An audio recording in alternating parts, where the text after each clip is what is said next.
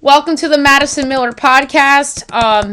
Tonight's guest is our horse racing expert, covering the Preakness for us and for Horse Racing Nation and the Daily Gallop. The one and only Jeffrey Byrnes. How are you doing on this fine Thursday evening?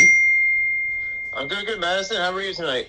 I'm good. Alrighty. The Preakness is here 2 weeks after I had you on for the Kentucky Derby. 8 horses. Should be an interesting race. Let's do our thing. All right. National Treasure is the first horse. Morning line 4-1 to one of the favorites to win the race. Bob Baffert is the trainer of this horse. We did not see him, obviously, at Churchill Downs. His suspension should be over soon there. John Velasquez is the jockey. Tell us about National Treasure.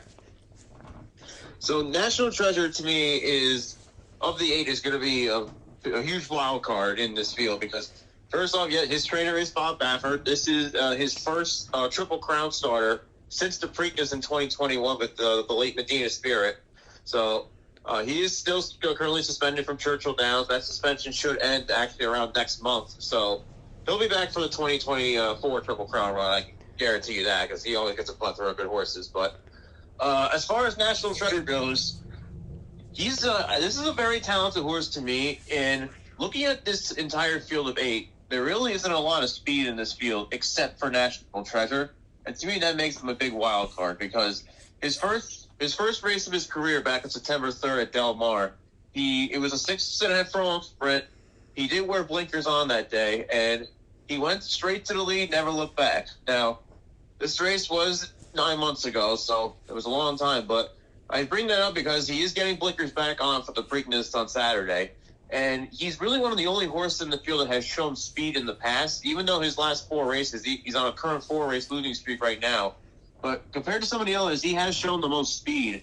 And from the inside rail, he is going to get he should get a good break from the gate. John Velasquez is jockey, one of the best jockeys on my opinion on the planet, and so he's very good on that part. But I could definitely see National Treasure on the horse going to the front, and if he could set the right fractions, possibly never looking back. His speed figures are among the best in the field. Now, he has had a pretty quirky career. He did win his career debut, as I mentioned, at Del Mar. But then he had a couple of placings in the American Barrow Stakes, finishing second behind another back horse named Cave Rock. He was third in the Breeders' Cup Juvenile, and then third in the Grade 3 Sham Stakes back on January 8th. Now, he was supposed to run in San Felipe back in early March, but was forced to scratch from that race because of a foot bruise. He recovered from it quickly and came back and ran, I thought, a pretty good 4th in the Santa Anita Derby. Now, that 4th place run in the Santa Anita Derby, he was actually transferred to Tim Yakteen, who, because of Baffert's suspension, the connections wanted to get Derby points for the Kentucky Derby, but obviously he did not make it for that race. So he's back in the Baffert bar now. He's been posting good workouts, and as one of the horses that's really shown the most speed of any horse in the field, I think he's very dangerous in here. Alrighty, yeah, I think he's one of the favorites too. Chase the Chaos is the 2 horse, the morning line 50-1. This is probably the longest shot to win the race. Ed Morgan Jr. is the trainer. Sheldon Russell, the jockey. Tell us about Chase the Chaos. So Chase the Chaos, this to me is, I think he's absolutely going to be the longest shot in the field, and I think for good reason. Well, he is a nice horse. He's won 3 of his 8 career starts. He's been on the board in 6 of his 8 starts. His last 2 races, though, however, have honestly been the worst races of his career. He won the El Camino Real Derby back on February 11th, but after that, he's almost gone downhill since. He was 7th in the San Felipe back on March 4th, in which it was actually his first run on dirt in 6 months, and he did not take to the liking of the dirt at all. They transferred him back to Golden Gate Fields for the California Derby on April 29th, and he did not run a lick on that race either. So he is going to be a long shot. He's definitely going to be up against it. I just don't think he's a dirt horse, and his pedigree leans more towards the turf side. His sire is a horse by the name of Astern, who is actually a champion racehorse down in Australia, where they primarily run on grass. So he's, I believe he's 50-1 on the morning line, and honestly, because of the short field, his price will probably be lower than that. But he is going to be the longest shot on the field, and it'll be truly a stunner if he wins on Saturday. I would agree with that. All right, your Derby winner, Mage, the favorite for this race, 8-5. Gustavo Delgado is the trainer. Javier Castellano. Where do you stand on Mage's chances to win the second of 3 Triple Crown races? I think he's got a good chance. His race in the Derby, I came on your podcast a couple weeks ago, Madison. I said that he had a gate trouble, and I was really worried about him breaking from the gate and him not showing enough early speed. Well, in the Derby, if you go back and look at the replay, he basically showed his same antics. He did not break from the gate all particularly well. He was back in the pack early on, and perhaps come to the realization, this is probably just who he is. He's not a great gate horse, but he got a great pace in front of him. Javier Castellano gave him a really good ride, did a great job getting him onto the clear, and he was best coming home. So it's a bunch of credit to him. He's come out of the race really well. I've seen videos of him galloping over the Pimlico surface. He looks really good. Looks like his energy is kept up. And I think the terms of where he has the advantage of is compared to the others, as he's fresh and he has run recently. Some of these other horses have been coming in off a little bit of a layoff, so I think he has that terms of experience in him. I'm not worried that this will be essentially his 4th race in a little over 4 months, but I think he's got a great chance on Saturday. But the thing that he's going to need, again, I don't know if he's going to get it though, is because I said with National Treasure before, there is really a lot of pace in this race. So say a National Treasure does go to the lead and he sets slow fractions like 24-48, I think it's going to be very difficult for Mage. So even though he did go wire to wire in his career debut back on January 28th. So honestly, even though he's known now really as a deep closer, it would not surprise me if he's close to the pace early on, just so that the leaders don't really get ahead or with slow fractions in front. But if he can get some bit of a pace and Javier Castellano and keep him in the clear, I definitely could see Mage charging down the stretch and going for the win. Alrighty, yeah, we'll see about Mage. I'm excited to see how Mage performs here. The 4-horse, Coffee with Chris. 20-1 on the morning line, one of the longer shots on the board. Jamie Rodriguez is the jockey, the trainer, John E. Salzman Jr. Tell us about Coffee with Chris. So Coffee with Chris, here's a horse that primarily has been based in Maryland. This horse is, I think, raced only once outside of Maryland. It was at Colonial Downs back in August. Didn't really run all that well. In fact, his career didn't really begin all that great either. He only had one win and a maiden claimer back in May of 2022. Very early in his 2-year-old season, but he's really been coming on as of his last few starts. He did have a bit of a hiccup in the Federico Testio last month at Laurel Park, but before that he had 2 back-to-back wins in the Hep Stakes and the Miracle Wood, and in between that he had second place finishes in the Spectacular Bid and Private Term. So he has been in good form recently until the Federico Testio was last out. The connections are definitely taking a big chance going from straight from Laurel Park Company to a field like this. So it's definitely a big ask. He is going to be among the pace setters. I don't know if he's quite as fast as National Treasure. I think he definitely could be at least no farther than the 3rd early on. I'll be very surprised if he's farther than 3rd early on. He's going to be knowing one of these, but Chase the Chaos, where I'll be very surprised if he wins Saturday, though. Yeah, I'd be surprised if he won, too. The 5-horse, Red Route 1, 10-1. This is one of the mid shots to win. Joel Rosario's the jockey. Steve Osmussen, the trainer. I like Joel Rosario. I think he's a good jockey. Tell us about Red Route 1. Well, Red Route 1, this is the horse coming into the field off. He actually won this. He's coming off of a stakes win at Oaklawn Park called the Bathhouse Row, where he is a very deep closer, and he's a horse that's very pace dependent. And he's going to be a horse that is going to need a lot of pace to chase. So he's pretty much going to need National Treasure and possibly Coffee with Chris to really go at it up front, because he does not close into a slow pace well at all. That's what he got on the Arkansas Derby when he raced in 2 starts back. And he can only do better than 6th in that spot. Now, he has run well so far this year. He was 2nd in the Southwest Stakes at Oakland and then 2nd again in the Rebel a month later. But he's definitely going to be pace dependent. He is sired by Gun Runner, who's one of the best sires in America today. So I like his pedigree. I do like the horse a lot. I think he has a lot of talent. I do think distance is going to be no problem with him. It's just he's going to need essentially a really fast pace, I think, to at least have a chance. I do think he has a chance to get into the superfecta. So possibly maybe a third or fourth. I think would be a better option for him. Interesting call on that one. I'll keep an eye on that. All right. Number 6 is Perform. 15-1. Claude Shug, McGawkey's the trainer. Fergal Lynch is going to be the jockey. Tell us about Perform. So Perform, this is one of the big wild cards of the field. His trainer Shug McGahee. This is his first Preakness runner in 10 years, and Shug McGahee is one of the best trainers I think in American history. He's very patient with his horses. He's very selective in races to run. So he did win the Federico Testio Stakes last out in a race that did include Crawford Press, and this served as the local prep for the Preakness Stakes. Now, in order to get into the field, the owners had to make a $150,000 supplement for Perform to get into the field, and honestly, Shug McGahee would not be sending this horse to the Preakness if he didn't think he had a chance of winning. Now, he is 15-1 on the morning line, but I think that price will come down a little bit. But this is a horse who has gradually gotten better in his career. And even though he's 2-for-7 lifetime, he is coming off of back-to-back wins. Now, both of those wins are coming against lesser company. He won his first race at Tampa Bay Downs back on March 11th, and before winning the Federico Testio. Now, some of his losses have actually come against some really good horses. Back on August 6th, Perform actually finished 4th in a race where the winner was Disarm, who was actually 4th in the Kentucky Derby 2 weeks ago. His next start, where he was at Keeneland, he finished 3rd behind a horse named Raised Cane, who was actually 8th in the Kentucky Derby 2 weeks ago. And then his next start after that, he ran against a couple nice horses at Churchill Downs.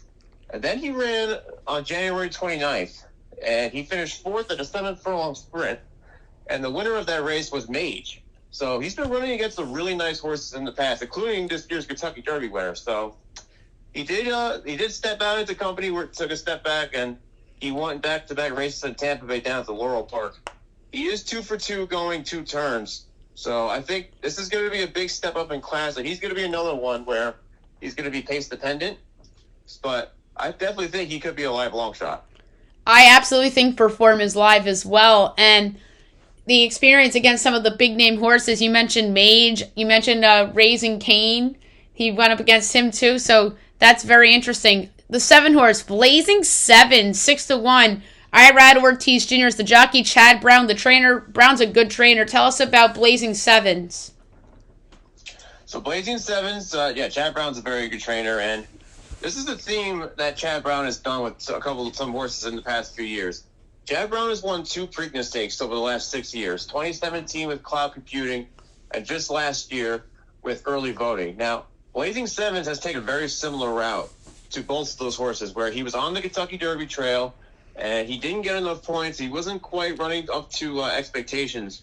And then, even though they didn't have enough points, Chad Brown elected to skip the Derby and decided to go for the Preakness. And that strategy has worked a couple of times in the past with, like I said, Cloud Computing and Early Voting. But, excuse me. But Blazing 7s, he is a Grade 1 winner. He won the Grade 1 Champagne Stakes at Aqueduct back on October 1st. He ran, I thought, a pretty good 4th in the Breeders' Cup Juvenile. And then afterwards, he ran in the Fountain of Youth Stakes on March 4th for his 3-year-old debut. And he was a very disappointing 8th in that race. A lot of people were very disappointed with his performance. Chad Brown didn't really give up on him. They put the blinkers on for the Toyota Bluegrass. He ran a much better race that day behind Tappan Trice and Verify. Both Derby also ran in that field. But he's coming into the Preakness. I think he's worked really well. Irad Ortiz Jr., one of the best jockeys in the country, is going to be aboard him. And this is a horse, I think, given Chad Brown's history with skipping the Derby and going directly to the Preakness, you definitely cannot count this horse out. I'm with you on that. He's absolutely a contender, Blazing 7s. And last but not least, the 8 horse. First Mission. Louis Saz is the jockey. Brad Cox, the trainer. 5-2 on the morning line. So First Mission's going to be up there with Mage for one of the favorites, I would think. Yeah, I think First Mission is probably going to go off second choice behind Mage. You may see somewhere between 2-1, 5-1. Because I think a lot of money is going to be put on Mage for this race. But First Mission, this is a very lightly raced horse. This will be just his 4th career start. He is coming off of a very impressive win in the Lexington Stakes at Keeneland last month, where he closed into a slow pace set by a horse by the name of Arabian Lion, who was actually running on the undercard of the Preakness on Saturday afternoon. But he managed some slow fractions, and he was able to get by Arabian Lion late. And it was a very impressive win. He came out of the race very well. And trainer Brad Cox has been pointing this horse to the Preakness ever since that race, and he's coming in really well. He's going to be a horse who I think is going to need a little bit more pace. Obviously, I don't think the field size obviously is not going to matter because it's a small field. But I certainly think he has the talent to match with this field. Luis Saez, one of the best jockeys in the country, probably top 5 best jockeys in the country, is going to be aboard for him. The powerful Godolphin Stables, the international stable. He's been working extremely well, back-to-back Bullet 5 furlong workshops in Churchill Downs. So, first mission, he's going to have to stay in the clear, not trying to get himself into trouble. But once they turn for home, he's going to be amongst the leaders. I definitely think he has a shot at the end. I agree with you about first mission. Alrighty. Win, place, and show. You'll go first. Who is your pick to win? So, like I said earlier, this race is really not lacking among speed. So I think with that, I'm going to go with the 1 National Treasure. I think you're going to see the blinkers going back on him. I think John Velasquez is going to be on go right from the beginning. I think he's going to try to steal this race from the front end. The 1 post is to his advantage. He's going to get the inside trip, the shortest way around. The tight turns of Pimlico, I think, are going to help him. So no speed, gets blinkers on, which should keep him more focused. I like National Treasure on Saturday. Wow, you went with Bob Baffert's horse. I didn't think you were going to go there. I thought you were going to go with Mage or somebody like that. I'm going to go with Perform. I'm going to go with a little bit of a long shot here. I just like that he has won his last 2 races. Good competition. Like you said, a wild card. I think that he can get it done. So I'm going to go with Perform. Give me your place pick. My place pick, I will go with Mage for my second place finish. Well, I do think he will be close to the lead up front. It's going to be interesting to see what strategy he ends up pulling. If National Treasure does in fact get the lead, does he stay close? Does he come from behind? It's going to be really interesting to see what the strategy is on Saturday. But he's going to have to avoid going very slow if he wants a chance to win. Alrighty, my second place finisher, I'm going to go with First Mission. I really like First Mission. I'm going to go with one of the other favorites. I like Brad Cox. I think First Mission is going to be on a mission here, so I'm going to go with First Mission to place. What about the show? Show, I will go with Perform. 15-1 on the morning line. He is coming in off back-to-back wins. Even though I'm not exactly sure what the pace is going to be, but I do think he's talented enough where I think he will be coming late. And I think he has a good chance of getting into the place spots. And Sugar Gate, like I said before, he's not going to run in this race unless he thinks he has a chance of winning. So I like Perform to finish third. All right, I'm going to go with Blazing Sevens to show. I like Blazing Sevens, a lot of potential there. I thought about Mage. Maybe Mage sneaks in for the Superfecta, but close call between Blazing Sevens and Mage, but I'm going to go with Blazing Sevens. All right. The Black Eyed Susan. I'm just going to ask you for a winner pick. We don't have to go deep dive on the Black Eyed Susan, but who's your pick to win the Black Eyed Susan? The Black Eyed Susan, field of 12. A lot of nice horses in here. For my win, I'm going to go with number 1, Sacred Wish. She's 10-1 on the morning line. This will be just her 4th career start for trainer George Weaver. John Velasquez is going to be aboard. She ran a really good race in the Gulfstream Park Oaks back on April 1st, in which it was her first try against Stakes Company, and she had a bit of a troubled trip that day. But I think she's a very talented horse coming into her own. So I'll go number 1, Sacred Wish. Alrighty, I'm going to go with the 9 horse, who is the favorite, and that's Faiza. This is a Bob Baffert horse. I think Faiza should be the favorite. There's a lot of interesting options, I think, on the board here, but I just think Faiza stands out in front of everybody else. I'm going to go with Faiza to win the Black Eyed Susan. Alrighty, so what are some other undercard races and horses that you're looking forward to for the weekend?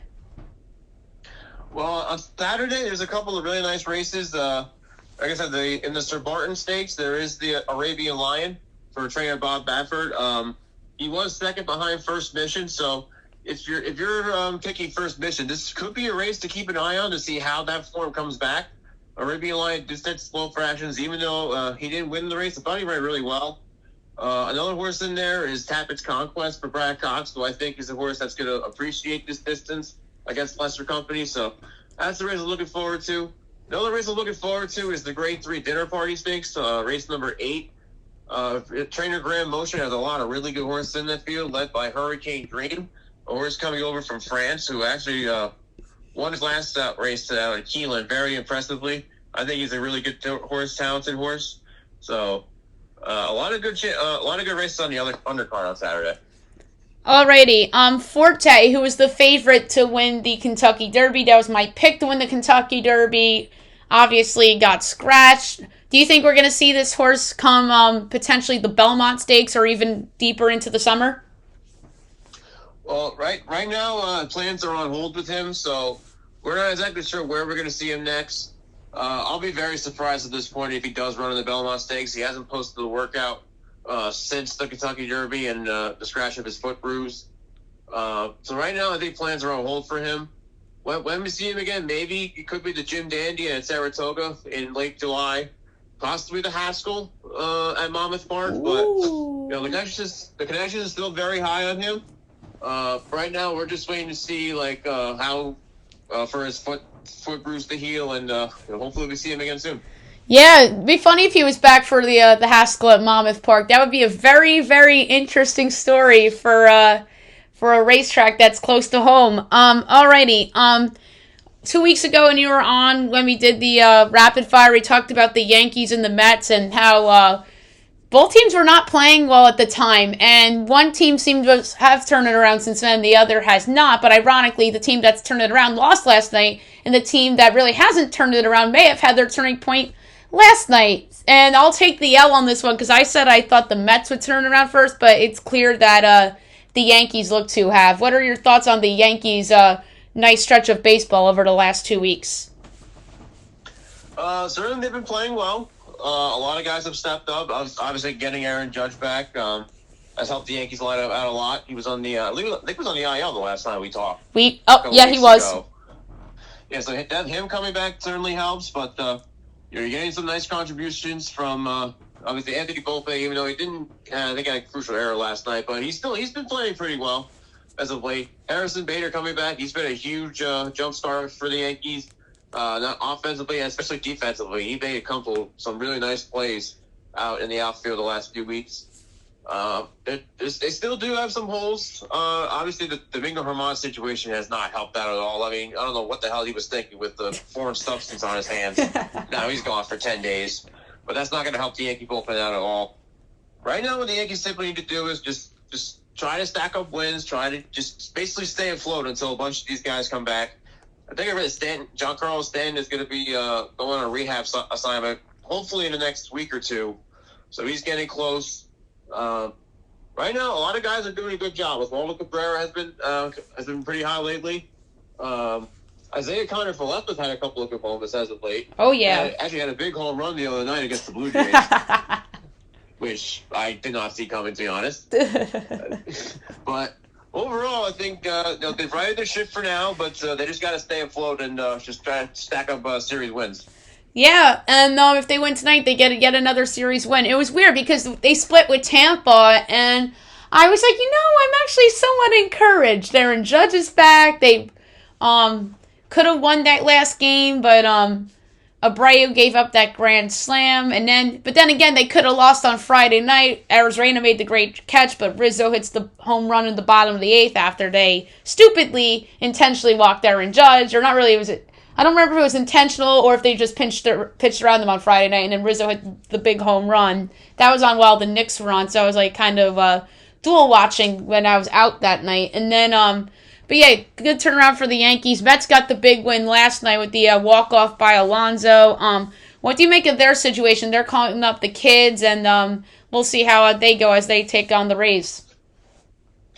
Well, last night's win, without question, was their biggest win of the season. I mean, for them to come back like that with the home runs from Alvarez and from Alonso.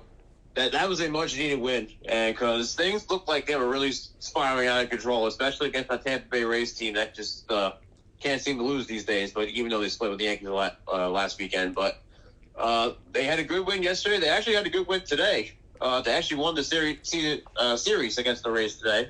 But overall, maybe a win like that can jumpstart your season. Obviously, their pitching depth is still in shambles. Max Scherzer, I don't think he's not had a great season at all. He needs to get better.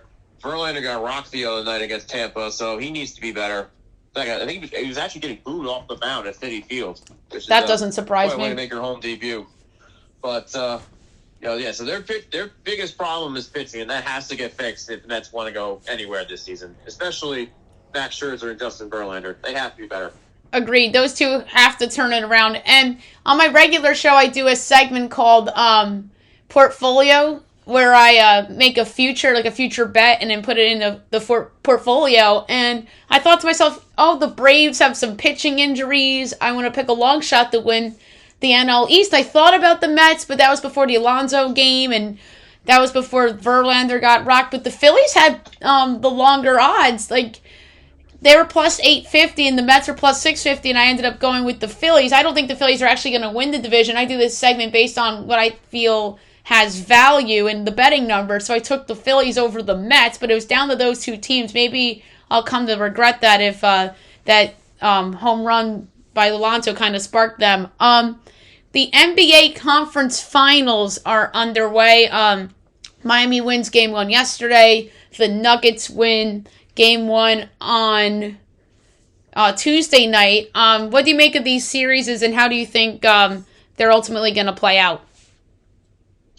Well, the start with the Eastern Conference, that was a really good game last night. My opinion, I think Miami is such an interesting team because they're without Tyler Hero, they're without Victor Oladipo, and yet somehow they still keep on winning. I mean, Jimmy Butler has become such a clutch player in the postseason over the last few years. It's absolutely remarkable.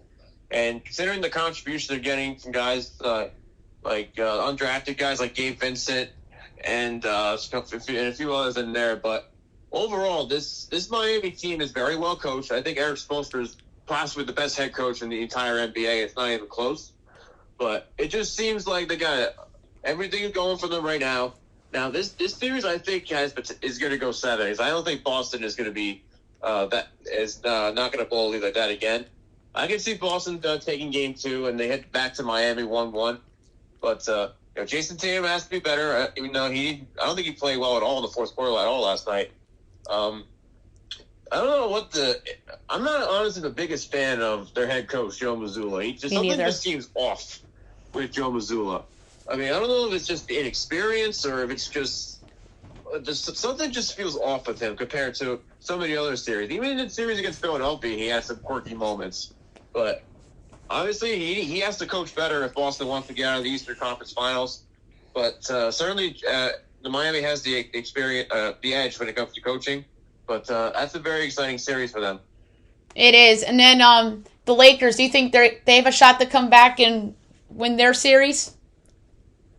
I do. I don't think the Lakers are just going to go quietly into the night. Honestly, I would not be surprised if the Lakers win tonight because they didn't, as bad as they played, as they looked in the first half, they played a much better second half. Anthony Davis had a 40.9. He's been the biggest reason why the Lakers have gone this far. Anthony Davis. I know LeBron James has been obviously playoff run and everything, but Anthony Davis has been really good. Austin Reeves, honestly, he's one of my favorite players in the league. Not because of this is an undrafted guy who got inserted into the lineup for the Lakers, and he's been standing out. He's been making a lot of clutch plays for them this past season and everything. But Austin Reeves has been playing really well. You're getting good contribution from D'Angelo Russell, so it would not surprise me if the Lakers take Game 2 tonight and they go back to LA 1-1. That series has potential to go 6-7. The Nuggets, as far as the Nuggets go, I feel like with the team they have around Jokic, if they don't win it this year, I'll be very surprised if they end up winning with them. It feels like this is their year to win it with Nikola Jokic. And if they come up short this year, I just don't see how they can win a championship in the future. Yeah, I could see that scenario happening. in terms of them potentially missing their window if they do not win. Alrighty, the Spurs win the draft lottery from 2 nights ago with the rights to draft Victor Wembanyama, and they're going to pick Wembanyama. There's no ifs, ands, or buts about it. Do you think there's a chance the Spurs end up in the top 10 in the West next year, whether that is the play-in tournament or even the top 6? I don't think the top 6 is likely for them, but maybe the play-in tournament with potential teams in the West taking a step back like Memphis, and who knows what happens with Minnesota, what happens with the Clippers, what happens with some of these other teams in the West.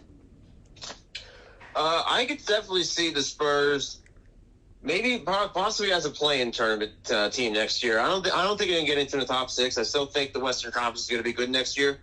But obviously, with the Spurs getting Victor Wembanyama, they're officially back in business. And I think Greg Popovich probably aged 20 years backwards when that ping pong ball came up in his favor. Because what a lucky team the Spurs are. They go from David Robertson back in the late 80s to Tim Duncan to Victor Wembanyama. I mean, it's incredible, absolutely incredible how this team gets so lucky when it comes to the draft lottery. But anyway, the Spurs are definitely a team I think that's going to be on the rise with Wembanyama coming. They do have a lot of cap space coming up this offseason, so I think they can get some players in there as well, some good players to surround Wembanyama. But certainly it's a game changer for them. And I definitely could see them as a play-in tournament team next year, as long as Wembanyama is healthy. I agree, and it also depends on what they do in the offseason, too, with all that cap space they have. Last but not least, your beloved New Jersey Devils lost in the playoffs to the Carolina Hurricanes. I'm laughing because I said New York instead of New Jersey. I can't believe I just said that. Lindy Ruff looks like he's coming back, but he has not been extended yet. Tom Fitzgerald, the GM, says they are bringing back Lindy Ruff. What are your thoughts on the Lindy Ruff potentially coming back, and do you think he deserves to be extended? I do. I think he deserves to be extended. He did a great job with this Devils team this year. They did come up a little bit short.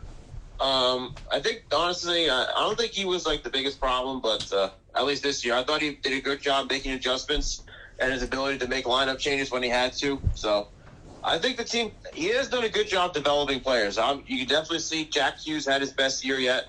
Nico Hischier had his best year yet. Jesper Bratt as well in the regular season. So he's done a really good job when it comes to developing the young players. But I think the biggest problem, I think that's right now for the Devils is they have to, re-sign Jesper Bratt, and they got to re-sign Timo Meier. That's going to be interesting to see what they do with Jesper Bratt, because he didn't help himself at all in the postseason. He only had 1 point in 12 postseason games this year, and that 1 point came with the empty netter in Game 7 against the Rangers. So he didn't help himself out at all when it comes to like a long-term contract talks. But I think the biggest question mark for the Devils going into next season is who's going to be their starting goaltender? Because as great as Vitek Vanacek was in the regular season, he just turned into a pumpkin in the postseason. He was flat out awful. And, I mean, he was by far the worst goaltender. He gave up 5 goals against the Rangers in 2 games 1 and 2. And then the one win he had against Carolina, he still gave up 4 goals. And 3 of them were shorthanded, which is unacceptable. But so it's going to be interesting to see what they do with him. Obviously, Akira Schmid's a keeper. He does have a lot of work to do when it comes to the glove side. So obviously the goaltending, I think, is going to be something I think Devils could explore this offseason.